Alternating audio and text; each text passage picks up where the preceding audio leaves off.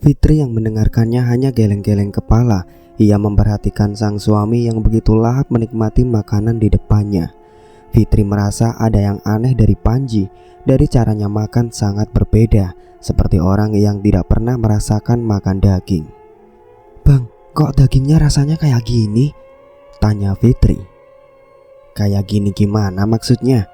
tanya Panji seketika langsung menatap istrinya. "Nggak empuk bang," jawab Fitri. "Kamu aja kali yang masaknya alot," jawab Panji. Menurut Panji enak-enak saja. Bahkan daging gana lebih enak dari daging sapi atau daging kambing. Bahkan jika dimasak dengan tambahan bumbu sebanyak ini, maka tidak akan terasa aneh dengan daging tersebut. "Bang, suruh Gana kesini gih, suruh makan di sini juga, daripada kamu repot harus nganterin ke sana," ucap Fitri. "Kenapa nyuruh Gana makan di sini? Maksudnya biar kamu bisa lihat-lihatan gitu," ujar Panji tak mengalihkan pandangannya pada Fitri. "Ngomong apa sih bang? Kenapa kamu jadi sensi kayak gitu kalau aku nyebut nama Gana? Padahal dia sahabatmu loh bang," ucap Fitri menghentikan makannya.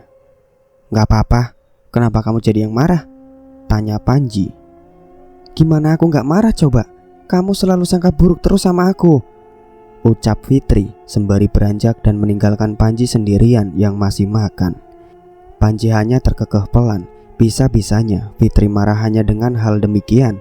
Bukan ia yang sensitif mengenai Gana, namun istrinya lah yang demikian.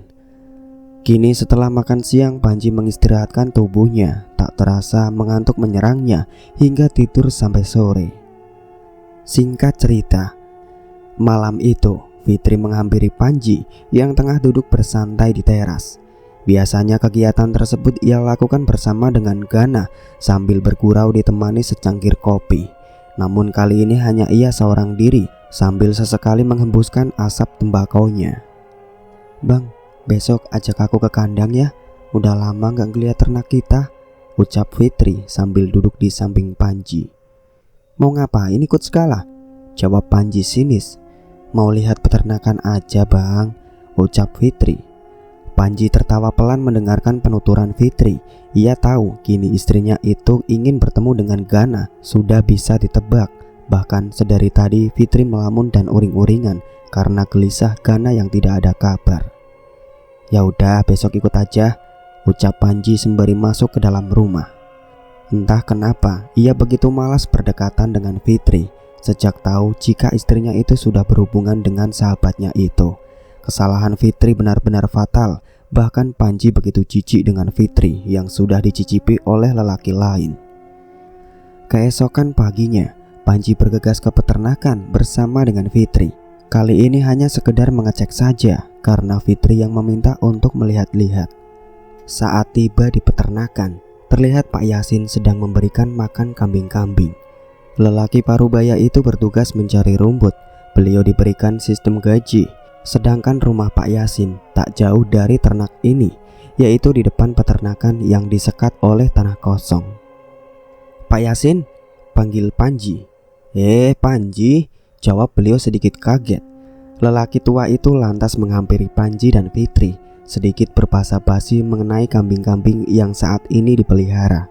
Sedangkan Fitri nampak celingukan dari tadi. Bahkan perempuan itu hanya sesekali menanggapi obrolan Panji dan Pak Yasin. Selebihnya ia hanya mangguk-mangguk saja. "Mau nyembelih kambing, Ci?" tanya Pak Yasin. "Iya, tapi nanti aja Pak, paling nanti sorean," jawab Panji. Pak Yasin menganggukkan kepalanya. Biasanya Panji menyembelih dan memotong-motong hanya berdua dengan Pak Yasin. Kini setelah melihat-lihat peternakan, Panji berpamit pulang. Ia menoleh pada gubuk yang biasa Gana tepati. Gubuk tersebut tertutup rapat dan terkunci dari luar. "Dek, kenapa?" tanya Panji. "Gana mana bang? Apa dia sudah pergi ke pasar?" tanya Fitri. "Ya mungkin aja dia sudah pergi ke pasar," jawab Panji. Lalu kini mereka berdua melangkahkan kakinya untuk pulang. Setelah tiba di rumah, Panji kembali berpamitan untuk pergi ke pasar karena sudah hampir siang. "Bang, nanti siang aku nyusul kamu ke pasar ya," ucap Fitri. "Mau ngapain nyusul abang?" tanya Panji heran. "Pengen nyusul aja, udah lama gak ikut ke pasar. Jawab Fitri tertawa. Ya sudah, terserah aja, abang pamit ya, ucap Panji meninggalkan pekarangan rumah. Seperginya Panji, sebetulnya Fitri ingin kembali ke peternakan untuk menanyakan kepada Pak Yasin tentang keberadaan Gana, karena puluhan pesan sudah ia kirimkan, namun balasan dari Gana sama sekali tidak ada. Lalu Fitri kini memilih menyibukkan dirinya membuat kue yang akan nantinya dibawa untuk Panji dan juga sekaligus untuk Gana. Ia sibuk mengolah kue bolu hingga tak terasa jam sudah menunjukkan pukul 11 siang. Fitri bersiap-siap pergi ke pasar menyusul Panji, lebih tepatnya ke pasar ingin menemui Gana. Kini Fitri memakai pakaian terbaiknya, tak lupa ia menyemprotkan parfum ke seluruh tubuhnya. Rambut panjangnya sengaja ia geraikan untuk menunjang penampilannya. Sesampainya di pasar, yang pertama ia temui ialah lapak Gana lebih dulu. Namun tiba di tempat yang dituju, lagi-lagi lapak tersebut tutup. Fitri sangat keheranan di mana Gana sebenarnya. Lalu lantas Fitri menuju Panji. Terlihat suaminya dari kejauhan sedang melayani pelanggan. Bang, panggil Fitri. Beneran nyusul kamu dek, jawab Panji. Seperginya pelanggan, Fitri sedikit berbahasa basi dan memberikan kue yang ia masak. Bang, ini aku ada kue lebihnya buat Gana ya, ucap Fitri. Panji yang mendengar matanya langsung mendelik menatap Fitri.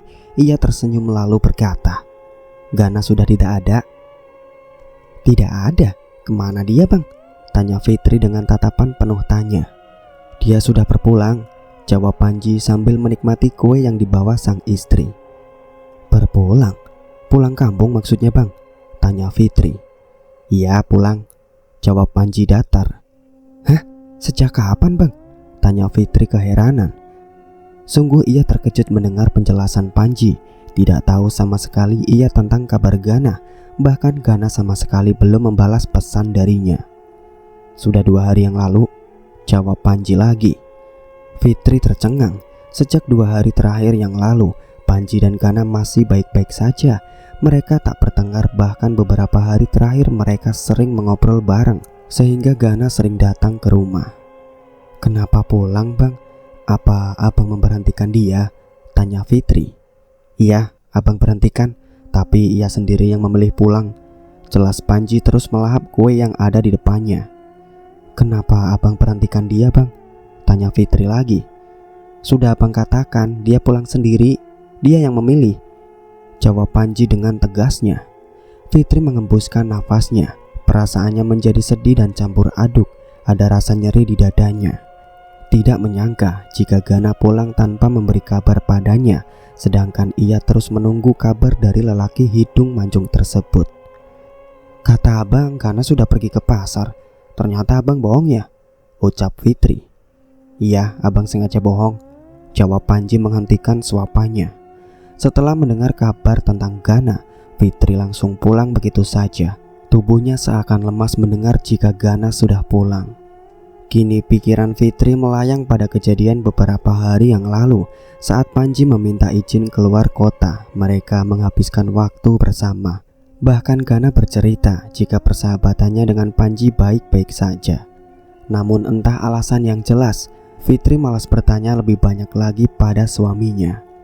Entah kenapa Fitri juga berpikiran jika dirinya menyebut nama Gana, maka suaminya seakan langsung marah. Bahkan terlihat dari tatapan matanya yang menyeratkan api cemburu. Sesampainya di rumah, lekas Fitri mengirimkan beberapa pesan pada Gana. Bahkan nomor Gana sudah tidak aktif. Puluhan kali Fitri berusaha menelpon, tapi hasilnya nihil, tidak ada balasan apapun dari Gana. Sungguh perasaannya saat ini begitu hancur.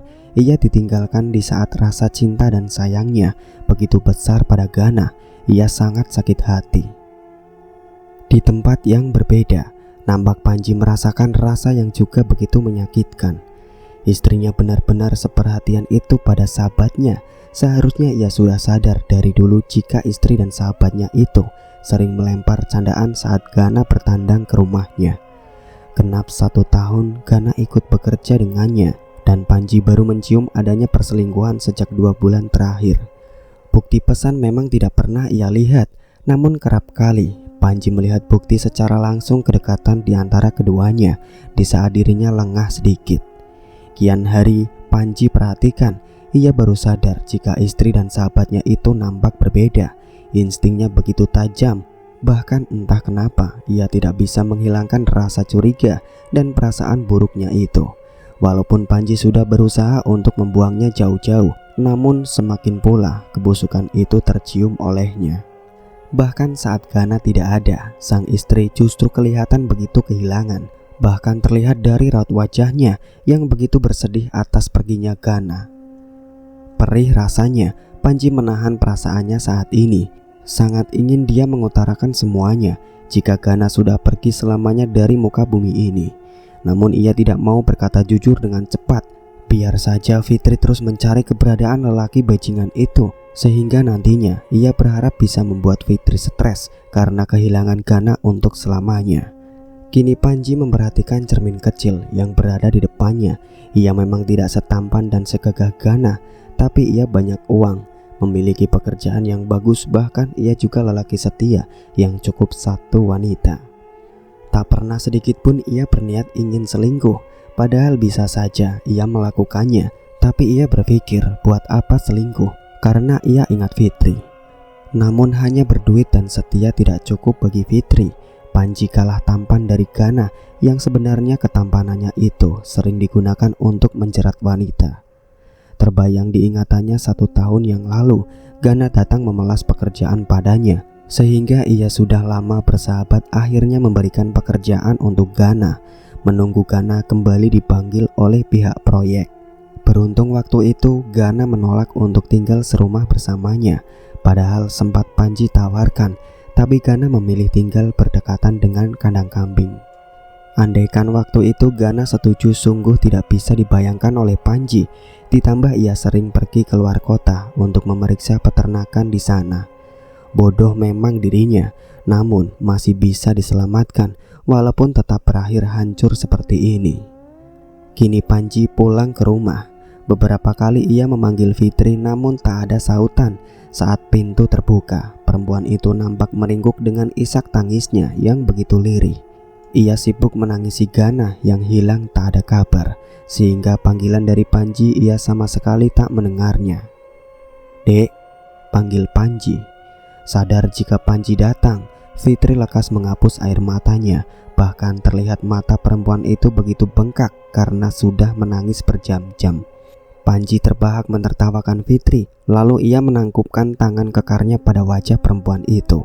Lalu Panji berkata, "Apa yang diberikan Gana sehingga kau begitu sakit ditinggalnya?" "Jawab," ucap Panji begitu geram. "Lepasin aku, Bang. Apa-apaan sih kamu ini? Aku tidak menangisi lelaki itu. Kau yang berpikir buruk terus tentang aku," jawab Fitri sambil berusaha melepaskan tangan kekar Panji pada dirinya. "Iya, aku memang selalu berprasangka buruk terus, dan prasangkaku itu benar kan?" kata Panji tak kalah nyaring. Fitri langsung terdiam. Ia bingung harus menjawab apa. Ia juga membenarkan perkataan sang suami. Panji yang melihatnya begitu murka. Amarahnya yang beberapa hari ia tahan akhirnya meledak juga. Bahkan tak segan-segan Panji menampar Fitri, sehingga membuat perempuan itu terhuyung ke samping dengan pipi yang memerah. "Plak! Kau sudah berani menamparku?" lirih Fitri semakin menjadi tangisan saat ini. Panji yang sudah emosi memilih pergi keluar. Ia takut terjadi hilaf lagi dan berakhir kalap, sedangkan dirinya begitu mencintai Fitri. Tangan Panji terkepal kuat, bahkan ia melampiaskan kemarahannya dengan meninju dinding, sehingga membuat tangannya memerah dan terluka. "Ah, aku benci!" teriak Panji frustasi. Lalu Panji memilih duduk di teras. Kebiasaan jika pikiran sedang kalut, ia hanya bisa menyalakan rokok dan menikmati sampai benar-benar pikirannya sudah mendingan. Sedangkan Fitri yang masih berada di kamar masih menangis. Beringsut tubuhnya naik ke atas ranjang sambil duduk menyebut nama Gana. Perempuan itu begitu patah hati, ditambah ia diperlakukan oleh Panji dengan kasar, begitu terluka perasaannya. Setelah pertengkaran sore itu, Panji dan Fitri saling cuek. Mereka bertegur sapa seadanya. Bahkan hubungan antara keduanya semakin hari semakin renggang. Fitri pun juga cuek saja. Ia malas apalagi menyapa Panji lebih dulu. Kerjaannya hanya cukup menyiapkan makan. Setelah itu mereka akan makan masing-masing. Sedangkan Panji juga tak berniat untuk meminta maaf lebih dulu pada Fitri. Sengaja ia membiarkan istrinya itu saling diam-diaman. Hingga tak terasa beberapa hari kemudian mereka masih sama. Siang itu Fitri keluar berkumpul bersama teman-temannya yang mengadakan arisan. Sehingga hanya Panji saja sendirian di rumah. Lekas ia mengambil benda pipih di bawah ranjang. Setelah itu ia langsung mengisi dayanya lebih dulu. Setelah beberapa saat ponsel tersebut akhirnya bisa dinyalakan. Baru beberapa menit kemudian puluhan pesan masuk tidak ada hentinya. Yang tidak lain itu adalah pesan yang dikirim oleh istrinya. Bermacam-macam isi pesan tersebut. Panji yang membacanya hanya bisa tersenyum kecut. Bisa-bisanya sang istri terus mengirimkan pesan ungkapan rindu pada lelaki itu. Panji membalas pesan tersebut dengan mengirimkan pesan singkat pada Fitri. Yang tak lain ialah pesan untuk tidak mencari keberadaannya. Setelah mengirimkan pesan tersebut, Panji kembali mematikan ponsel tersebut. Namun sebelum ia mematikan kembali, terdapat beberapa pesan dari nomor lain. Panji yang membuka pesan tersebut ialah dari perempuan yang berbeda-beda. Isi pesannya sama persis yang dikirimkan oleh istrinya, yaitu ungkapan sebuah rasa rindu. Panji tertawa pelan membaca pesan-pesan itu. Bisa-bisanya Fitri jatuh cinta pada Gana. Bahkan Fitri begitu rugi karena Gana memang ke semua perempuan ia melakukan hal yang sama. Panji akui semua wanita tidak bisa menolak pesona Gana. Bahkan jika mendengar suara Gana saja sudah mampu membuat hati seseorang meleleh. Ditambah dengan tubuh Gana yang kekar, maka penampilannya sangat menunjang untuk menarik lawan jenis. "Dek," tegur Panji, akhirnya mengalah untuk meminta maaf. Fitri hanya diam saja. Ia langsung menoleh pada Panji. "Maafin abang ya, kemarin abang udah marah-marah pada kamu dan kasar juga sama kamu," ucap Panji lagi. Fitri menganggukkan kepalanya. Ia juga meminta maaf pada Panji. Lalu Panji segera memeluk Fitri. Ia juga memberikan ciuman bertubi-tubi pada istrinya itu. Sambil sesekali ia menggumamkan kata maaf yang keluar dari bibirnya. Betapa sayang dan cintanya ia dengan Fitri, sehingga mampu memaafkan Fitri dan memulai kembali dari awal. Setelah selesai meminta maaf, mereka berdua berjanji untuk menjalani rumah tangga yang kembali harmonis. "Bang, kamu mau kemana?" tanya Fitri sore itu. "Mau ke kandang sebentar, ngasih gaji ke Pak Yasin," jawab Panji. "Aku ikut ya bang," pinta Fitri. Panji mengangguk setuju. Mereka berjalan berdua seperti pasangan yang tak punya masalah rumah tangga. Orang-orang yang melihat mereka benar-benar seperti keluarga bahagia. Walaupun belum memiliki anak, namun rezeki tentang uang mereka tak pernah kekurangan. Ketika sampai di peternakan, sebentar Panji mengobrol dengan Pak Yasin sekaligus menyerahkan amplop yang berisi gaji. "Terima kasih ya Ji," ucap Pak Yasin. "Ya Pak, sama-sama," jawab Panji. "Ya sudah, saya pamit pergi dulu ya, mau ngarit lagi soalnya," ucap Pak Yasin meninggalkan Panji. Seperginya Pak Yasin, kini Panji memperhatikan Fitri yang tengah melamun. "Dek, ada apa?" tanya Panji. "Abang kapan nanam serai?" tanya Fitri sambil mendekati tanaman serai tersebut. "Udah lama, emangnya kenapa?" tanya Panji. "Gak apa-apa, aku cuma mau ngambil aja untuk masak nanti," jawab Fitri sembari mengambil pisau dan mengambil beberapa ruas serai itu. Tanpa Fitri ketahui, tanaman serai yang subur tersebut di bawahnya ialah kepala tanpa tubuh yang selama ini ia cari-cari. Setelah mengambil beberapa ruas tanaman tersebut, Fitri dan Panji langsung menuju pulang. "Dek, masak apa?" tanya Panji sembari mendekati Fitri dan memeluknya dari belakang. "Masak ayam goreng bang," jawab Fitri. "Emangnya stok daging di freezer sudah habis ya?" tanya Panji. "Masih ada bang." "Memangnya kenapa?" tanya Fitri balik. "Gak apa-apa, Jawab Panji menggelengkan kepalanya sambil bercanda menemani sang istri. Setelah hidangan matang, mereka menikmati makan bersama. Rasanya sudah lama mereka tak menikmati makan berdua. Bahkan Panji merasa hubungan mereka sudah kembali membaik. Fitri pun sepertinya sedikit demi sedikit berusaha untuk melupakan Gana. "Bang, aku mau nanya sesuatu boleh?" tanya Fitri. "Tanya aja, kenapa serius banget kayaknya?" jawab Panji tertawa. "Tapi kamu jangan marah ya. Emangnya Gana pulang kampungnya kemana?" tanya Fitri. "Kenapa emangnya? Mau nyusul dia?" tanya Panji. "Bukan gitu bang, aku cuma nanya," jawab Fitri mengakhiri obrolan mereka. Takut Panji tersulut emosi kembali. Fitri sangat menghindari obrolan tentang Gana, namun rasa penasarannya begitu saja tumbuh karena sedikit banyaknya ia masih merindukan lelaki itu.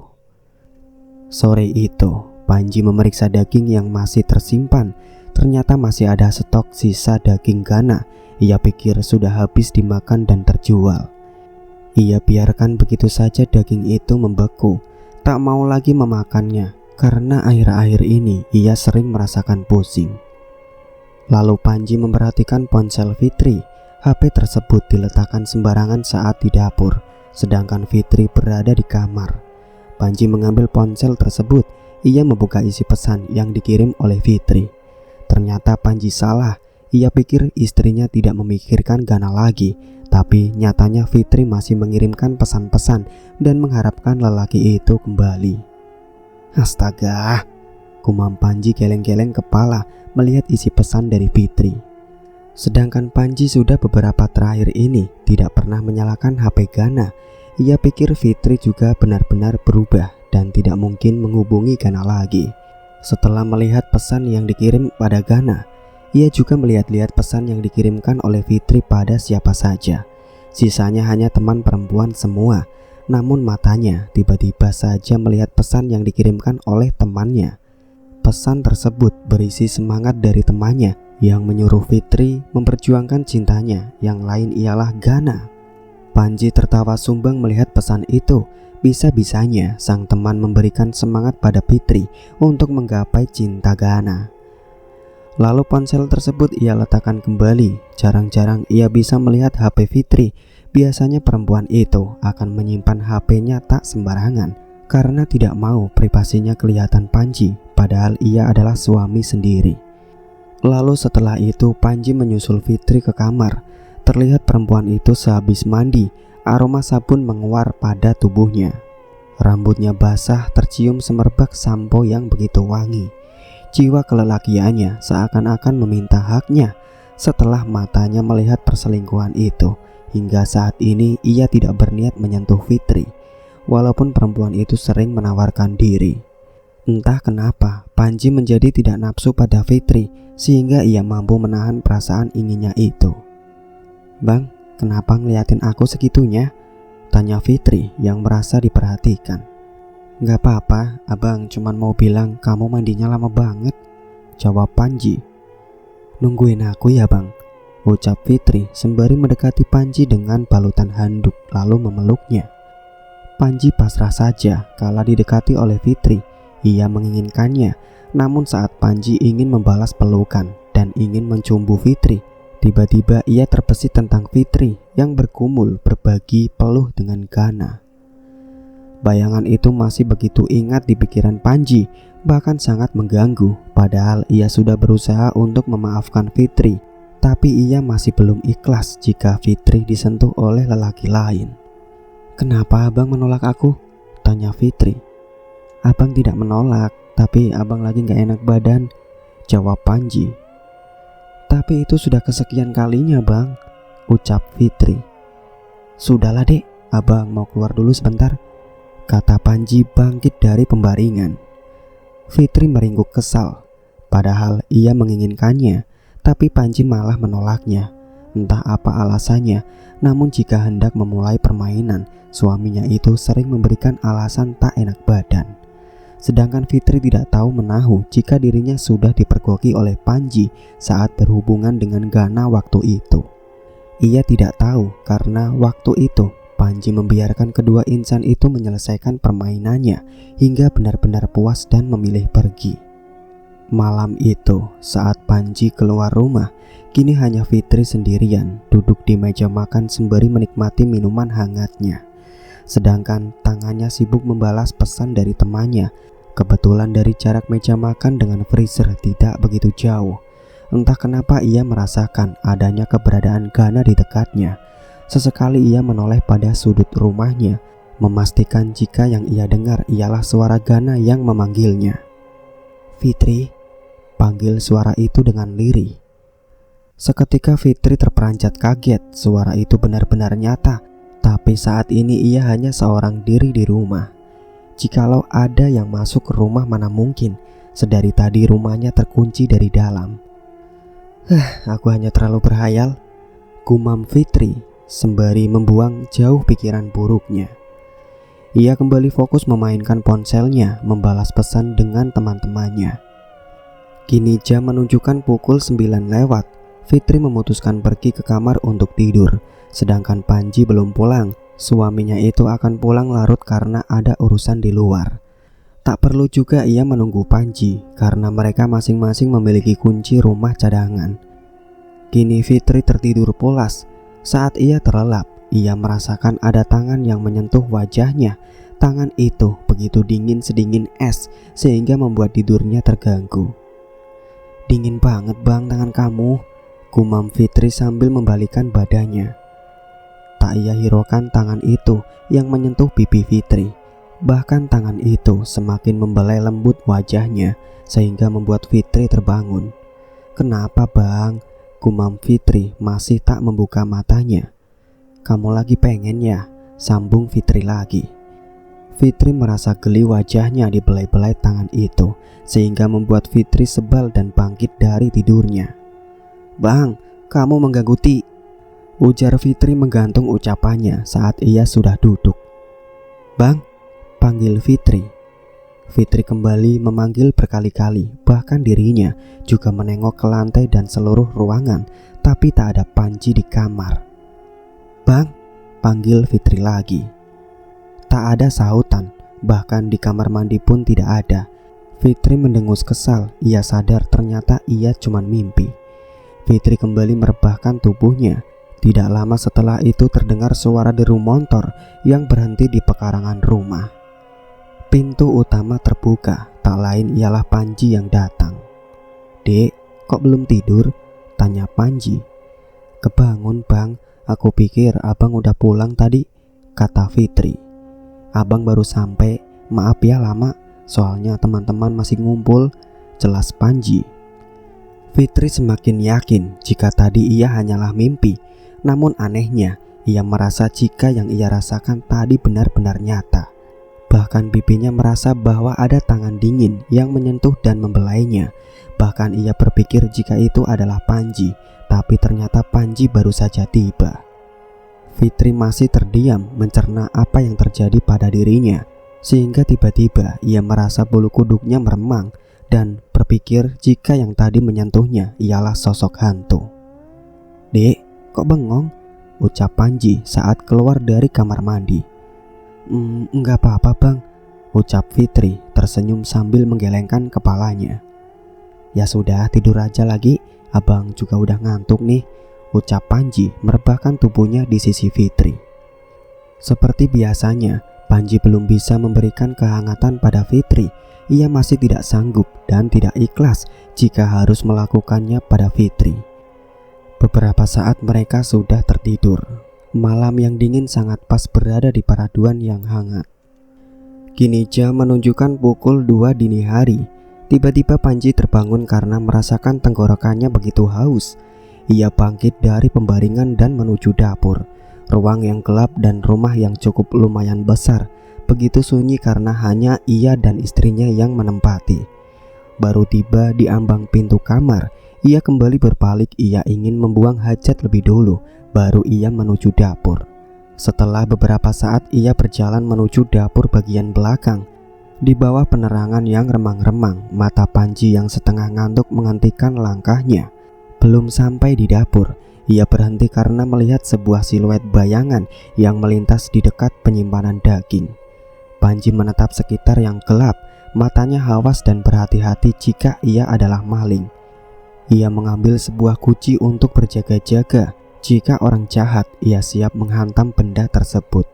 Panji lebih dulu mendekati saklar lampu. Dengan langkah pelan, ia meraba tempat saklar. Di saat bersamaan, ia kembali melihat siluet bayangan sosok bertubuh tinggi yang kemungkinan besar adalah seorang laki-laki yang mengendap-endap masuk rumahnya ingin mencuri. Beberapa kali siluet itu menampakkan dirinya, hanya sekilas dan berpindah tempat. Jantung Panji berdebar kencang takut hal buruk terjadi. "Hei, siapa itu?" teriak Panji sembari menyalakan lampu sehingga membuat ruangan menjadi terang. Panji tercengang, tidak ada siapapun di dapur. Barang juga tidak ada yang hilang. Padahal ia melihat ada orang di dapurnya, berpostur tinggi seperti laki-laki. Apa jangan-jangan bersembunyi di dalam freezer ya? Batin Panji. Lalu Panji mendekati penyimpanan daging tersebut, namun tidak ada apapun di sana melainkan daging sisa dari tubuh Gana. Melihat bungkusan yang terongok, seketika membuat Panji meremang dan teringat siluet tadi. Panji teringat seseorang yang mirip perawakannya seperti siluet tadi. Ia memundurkan tubuhnya, lalu menggelengkan kepalanya sambil berkata, "Mirip Gana."